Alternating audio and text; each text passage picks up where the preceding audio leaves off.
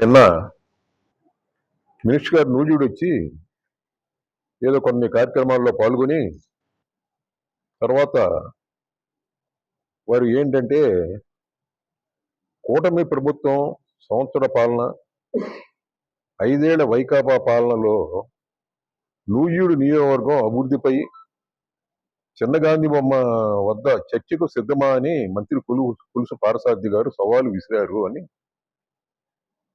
ఈనాడులో ఇవాళ చూశాం. ఆయన నిజంగా సవాలు విసిరితే నేను దాన్ని స్వీకరిస్తున్నా, సంతోషంగా స్వీకరిస్తున్నా. నేను స్వీకరిస్తాను, నేను రెడీగానే ఉండను. కానీ గత 4-5 రోజులుగా నాకేంటంటే టైఫాయిడ్ ఫీవర్ రావడం జరిగింది.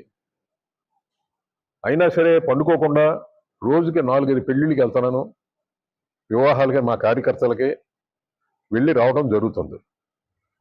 ఇవాళ సాయంత్రం హైదరాబాద్ వెళ్తున్నాను.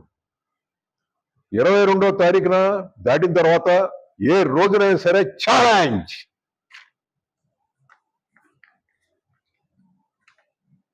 నూజివీడులో పుట్టా, నూజివీడులో పెరిగా, నూజివీడుని అభివృద్ధి చేశా.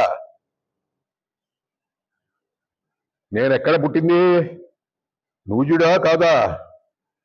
నూజివీడులో పుట్టాం, నూజివీడులో పెరిగాం, నూజివీడుని అన్ని రంగాల్లో కూడా ముందుకు తీసుకెళ్ళాం.